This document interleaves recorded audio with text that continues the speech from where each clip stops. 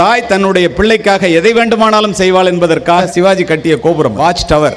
ஏழை தாய் கணவனை இழந்தவள் 2 குழந்தைகளோடு காட்டிற்குள்ளே வசிக்கிறாள். பால் கொண்டு வர்றதுக்காக சத்ரபதி சிவாஜியினுடைய அரண்மனைக்கு வர்றான். கொண்டு வந்து பால் ஊத்துறது. ஒரு நாள் லேட் ஆயிடுது.